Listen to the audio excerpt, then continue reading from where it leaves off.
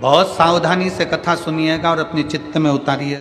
शिव महापुराण की कथा जिसके घर में चल रही है, जिसके टीवियों पर चल रही है, जिसके फेसबुक यूट्यूब पर चल रही है, जिसके मोबाइलों में चल रही है, घर में भले 5 मिनट शिव महापुराण की कथा चले, पर प्रतिदिन अपने मोबाइल को चालू कर 5 मिनट शिव पुराण चालू कर छोड़ दिया करो। घर में टीवियों पर अगर कथा आए तो भले सुनो चाहे नहीं सुनो, 5-10 मिनट उस टीवी को चालू कर छोड़ा करो, जिससे वो शिव महापुराण के शब्द हमारे घर के वातावरण को शुद्ध करें। मंदोदरी धर्म पत्र गया मंदोदरी के हाथ, मंदोदरी दौड़ के रावण के पास पहुंची। लंकेश की जय हो, लंकाधिपति की जय हो। रावण ने सोचा आज तो बड़ी जय जयकार हो रही मेरी, और मेरी धर्म पत्नी कर रही है। क्योंकि जिंदगी में केवल एक धर्म पत्नी ऐसी होती है, वो हर कभी पति की जय जयकार करती ही नहीं कभी जिंदगी में। किसी की भी पत्नी हो वो कभी जिंदगी, तुम देखना अच्छे से अच्छे विद्वान की भी पत्नी होती है ना, विद्वान से विद्वान की पत्नी भी होगी, किसी विद्वान से विद्वान पंडित की भी पत्नी होगी तो एकादशी पड़ोसन से पूछ के करेगी, पति से नहीं।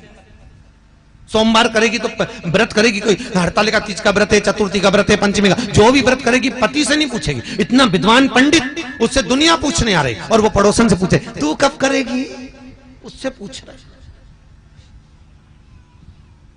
और बेचारा पति को बुरा नहीं लगे, बता हम तो विद्वान, हमसे दुनिया पूछ रही और ये पड़ोसन से पूछ रही।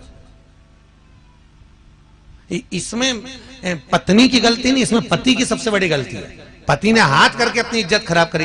एक महाराज जी थे प्रवचन में बोल रहे थे कि चतुर्मास में 4 महीना बैंगन नहीं खाना चाहिए। पत्नी भी बैठी थी, सुन लिया उसने, घर गई, सारा बैंगन उठा के नल्ले में पटक दिया नाली के अंदर। पति आया शाम को, ला भोजन ला, उन्हें भोजन दी, मूंग की दाल ने रोटी।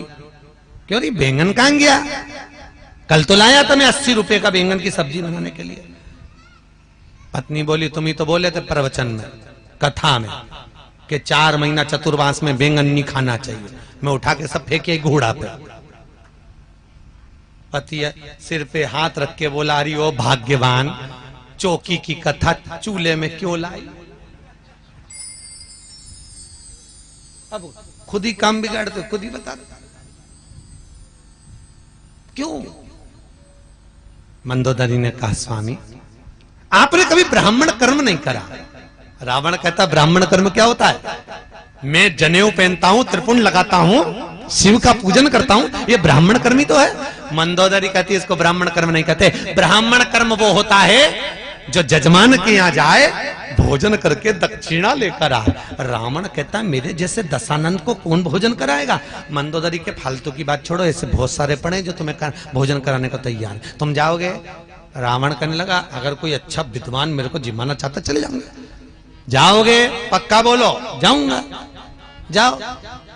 राजा दशरथ ने बुलाया। रावण मंदोदरी के कहने पे सोने का मुकुट नीचे रख दिया। रावण विद्वान था, उसको मालूम था राम के दरवाजे पर जा रहा हूं, अहंकार का मुकुट पहन के जाऊंगा तो राम नहीं मिलेगा। मुकुट नीचे चला, दरवाजे पर पहुंचा। दशरथ जी को मालूम पड़ा ब्राह्मण आया है भोजन करने। दशरथ जी आए तो रावण के चरण पखारे। राम जी ऊपर से खड़े खड़े देख रहे थे। राम जी ने देख लिया आज मेरे पिताजी रावण के चरण पखार रहे हैं, तो ये रावण मेरे घर में भोजन करने आया है। आज मेरे पिता ने चरण पखारे हैं तो एक ना एक दिन मैं भी पखारूंगा। ये देखो पिता के संस्कार। आज इसने कहते ना, गायत्री परिवार वाले नहीं कहते हम सुधरेंगे, बोलो जम के, युग हम बदलेंगे, युग बदलेगा। कब बदलोगे भाई, तारीख भी तो निश्चित करें।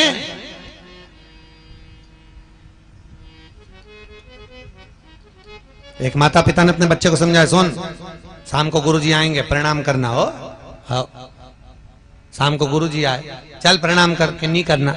पिताजी ने 2 धर के दिया, गुरुजी प्रणाम कर, नहीं करना। बच्चा रोने लगा। इतने में मां आ गई, मां ने कहा बेटा प्रणाम कर ले, गुरुजी हैं, नहीं करना। मां ने भी धो दिया उसको मोगरी उठा के। इतने में गुरुजी बोले काहे को मार रहे हो कि प्रणाम नहीं कर रहा। तो गुरुजी बोले नहीं कर रहा तो मत करने दो, कम से कम तुम दोनों तो करो।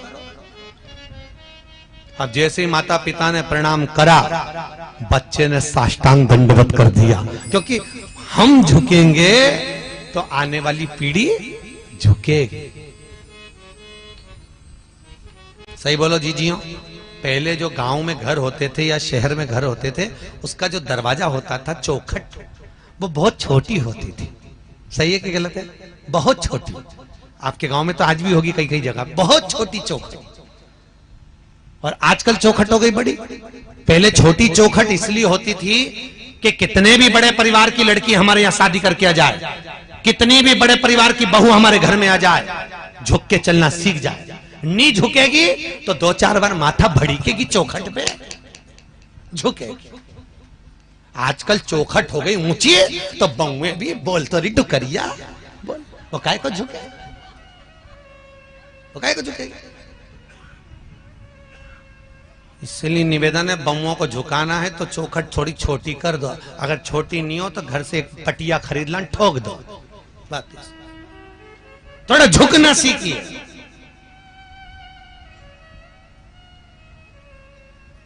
झुकना जीते की पहचान है और अकड़ना मुर्दे की शान है। जो झुक रहा है वो जिंदा है, जो अकड़ रहा है कोई धन में, कोई सत्ता में, कोई लो काम में, कोई वासना में, वो सब मर चुके हैं, मुर्दे हैं। जो अकड़ रहा, 4 ट्रैक्टर, 3 मोटरसाइकिल न 2 गाड़ी, उसकी अकड़ देख के समझ में आ जाए मरा हुआ है, मर गया। ये जिंदा ही, जिंदा होता तो इतना क्यों अकड़ता? अरे बोलो तो नरम। जो धन पाकर भी नम्र रहे तो वो एक ही बात कहता है, सब उसी ने दिया है, हमारा है क्या? क्या लेकर आए थे? ऊपर से आए थे जब। अरे बोलो तो कुछ लाए थे?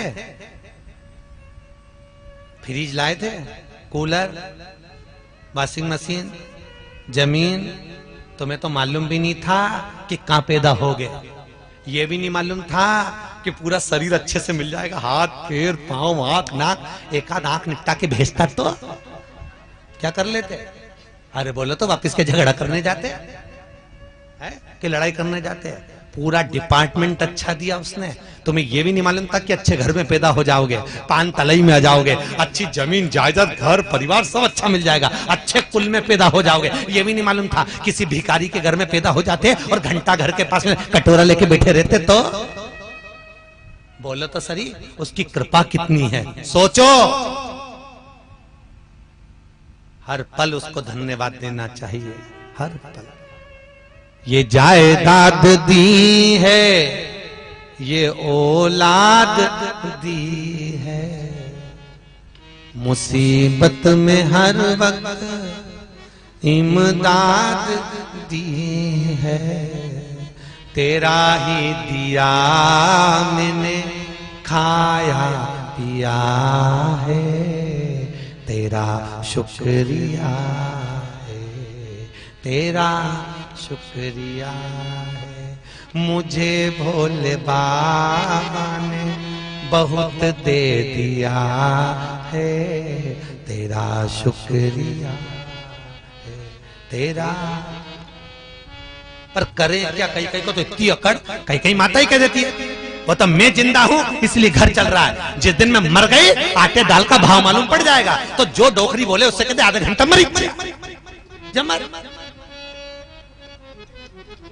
मर जा, आधा घंटा क्या हो तुम्हारे कहने से? जबरदस्ती दिन भर पीछा पकड़ के बैठी तो, बहू ये मत फेंक, बहू वो मत फेंक, इतनी रोटी बना ली, इतनी सब्जी बना ली, इतना फेंक दिया, इतना फेंक दिया। अच्छा ईमानदारी से बोलो, जिंदा हो तो तुम्हें दिख रहा है कि इतनी सब्जी बना ली, इतनी फेंक दी, इतनी फेंक दी। मर जाओगे तो क्या ऊपर से झगड़ने नीचे आओगे? तो क्या करना? शिव महापुराण की कथा कहती है, क्या किसको रोइए चादर तान के सोइए, आग लगे बस्ती में अपन रहो मस्त। क्या करना पड़ेगा? संत नामदेव जी के घर में लग गई आग। लोगों ने कहा नामदेव जी तुम्हारे घर में आग लग गई। नामदेव जी ने दूसरा कमरा और खोल दिया। नामदेव जी ने दूसरा कमरा खोला, अग्नि देवता से कहा जाओ अंदर और आओ, इसमें भी आग लगा, जला। गांव के लोग कहने लगे बताओ नामदेव पागल है। नामदेव जी की एक गोदड़ी एक कम्बल हेड़ लिया। रात को नामदेव जी से कहा नामदेव जी हमने ये बचा लिया, लो इसको ओढ़ लेना, सारा घर जल गया। नामदेव जी बोले काहे को बचाया? नामदेव जी ने कम्बल गोदड़ी ली, वो भी पटक, लो प्रभु ओढ़ ले लो, वो भी आग में पटक दिया। पूरे घर में आग लग गई, सब खाक हो गया। नामदेव जी आम के पेड़ के नीचे सो रहा है। गांव के सरपंच ने कहा एक कम्बल मत देना गांव के लोग, ये मूर्ख को, पागल को हमें पागल समझता, हमने बचाया तो और आग में पटक दिया, और क्या क्या भगवान विष्णु है, भगवान विष्णु है, आग में भगवान विष्णु दिख दिया। बता, एक कम्बल मत देना गांव के लोग। कोई ने नहीं दिया। रात को नामदेव जी सो रहे थे आम के पेड़ के नीचे, ऐसी ठंड पड़े कड़ाके की। भगवान विष्णु को लगा नामदेव मेरा भगत अग्नि में मुझको देखा है, बेचारा मर जाएगा ठंड में। भगवान गए, आधी रात को उसका झोपड़ा बना दिया, मखमल के गद्दे तकिया लगा के उसको सुला दिया। गांव के लोगों ने सोचा चल के देखे, मरा कि जिंदा। दूसरे दिन गांव का लोग जो देखने गए तो मां तो झोपड़े में चकाचक मखमल का गद्दा तकिया ओढ़ के सो रिया। गांव के लोगों ने उठा के पूछा नामदेव जी तुम्हारा कोई रिश्तेदार आया था? नामदेव जी बोले मेरा तो एक ही रिश्तेदार वो आया था। हाँ, बहुत जोरदार झोपड़ी बनाई नामदेव जी। ए नामदेव तुम्हारे रिश्तेदार से कह के एक झोपड़ी हमारी भी बनवा दो। नामदेव जी बोले लगा आवाज।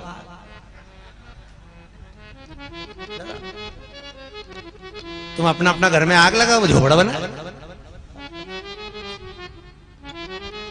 पैदा उसने किया। महाराज मंदोदरी ने भेज दिया। दशरथ जी चरण पखारे, राम जी ने देख लिया। राम जी ने देखा पिताजी चरण पखारा, मैं भी पखारूंगा। और आया था जब रामेश्वर धाम की स्थापना हुई, कोई विद्वान पंडित नहीं मिला। हनुमान से कहा कोई विद्वान पंडित लाओ। विभीषण से पूछा तुम्हारी नगरी में कोई विद्वान है? विभीषण ने कहा मेरे भाई से बड़ा विद्वान कोई नहीं। हनुमान जी मंदोदरी के कहने पर रावण को रामेश्वर धाम की स्थापना कराने लाए थे। रावण को, और रावण ने रामेश्वर धाम की स्थापना कराई। राम जी ने रावण के चरण पखारे तो रावण ने आशीर्वाद दिया विजय भव। जैसे ही बोले विजय भव तो हनुमान जी ने कोनी मार के बोला क्यों रे हार गया? रावण बोला हारा वारा नहीं उरे, तो तू नहीं तो बोला विजय भव राम जी को। तो के ये तो गुरु की गादी है, यहाँ कोई भी होता तो यही आशीर्वाद देता। युद्ध के मैदान में तो लड़ूंगा, भले ही के हाथ से मरूंगा, पर लड़ूंगा जरूर। अंदर प्रवेश भोजन करा रावण ने। दशरथ जी ने पूछा बोलो दक्षिणा क्या दी? रावण ने कहा दक्षिणा तुमसे काय करूं? जिसके कारण भोजन करने आया, जिसने भोजन बनाकर खिलाया, दक्षिणा वो देगी। सीता को बुला। सीता को बुलाया। जानकी जी सामने खड़ी, रावण सीता को देख रहा, सीता रावण को देख रहे। सीता जी ने पहचाना कि रावण को, ये वही लंका का राजा रावण है जिसने धनुष यज्ञ के समय पर उपद्रव मचाया था, आज मेरे यहाँ भोजन करने आया। सीता जी ने पूछा बोलो ब्राह्मण देवता दक्षिणा क्या दूं? रावण बोलता है सीता जो दक्षिणा में मांगूंगा दे दोगे? हाँ मांगो। उधर मंदोदरी हाथ जोड़ के बैठी, सरस्वती मैया आज कुछ ऐसा चमत्कार कर दे, ऐसा चमत्कार कर दे कि मेरा पति का दूसरा जन्म नहीं हो, मोक्ष हो जाए, क्योंकि मैंने राम के दरवाजे पर भेजा है उसको। राम के दरवाजे पर कुछ कृपा कर दे। और रावण, सीता जी पूछ रही है दक्षिणा में क्या चाहिए? अब रावण के यहां कुछ कमी तो थी नहीं, कोई कमी नहीं थी।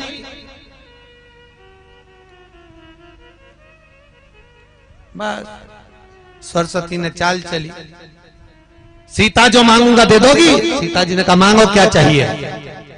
रावण मांग रहे थे मुक्ति, मुंह से निकल गई मुक्ति दक्षिणा में। सीता दक्षिणा में मुझे मेरी मुक्ति चाहिए। सीता जी कहती हैं दूंगी, पर मैं नहीं दे सकती। सीता जी को मालूम था मुक्ति देने वाली मैं नहीं, मुक्ति देने वाला तो राम है। सीता राम के पास गई, दक्षिणा में रावण मुक्ति मांग रहा है। राम जी कहने दे दे। सीता जी कहती हैं अगर रावण को दक्षिणा में मुक्ति देना है तो पहले लंका में भक्ति को भेजना पड़ेगा। लंका में भक्ति जाएगी तब रावण को मुक्ति मिल पाएगी। राम जी कहते हैं लंका में भक्ति भेज दूंगा। सीता जी कहती हैं तुम्हारी इस धर्म पत्नी का एक नाम भक्ति है, जब तक सीता लंका नहीं जाएगी तब तक रावण को मुक्ति नहीं मिल पाएगी। राम जी कहते हैं सीता मेरे शंकर के भगत को मुक्त करने के लिए तुझे लंका भेज दूंगा। और सीता लंका में गई, ऐसी भक्ति हृदय में बैठी रावण के, ऐसी भक्ति बैठी कि रावण मुक्त हो गया। मुक्त मुक्त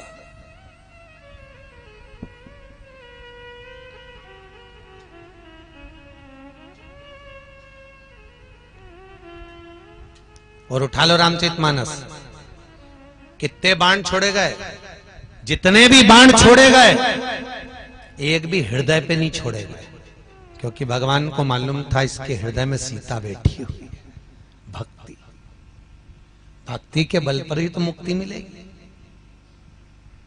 महाराज शिव रामचरितमानस कर रही है, शंकर की कथा कर रही है, बिंदुक चंचुला का चरित्र कराए। बिंदुक ब्राह्मण कुल में जन्मा पर ब्राह्मण कर्म नहीं करा, चोरी कर लाता, ला कर देता पत्नी को, धर्म पत्नी को, और चोरी कर लाता पत्नी को देते जाता, चोरी कर लाता पत्नी को देते जाता। धर्म पत्नी और पत्नी का सबसे बड़ा अंतर है, पत्नी पति की कमाई को ले जाकर पार्लर में लगाती है और धर्म पत्नी पति की कमाई निकालकर शिव महापुराण में लगाती है। दोनों की कमाई में अंतर है महाराज, दोनों में।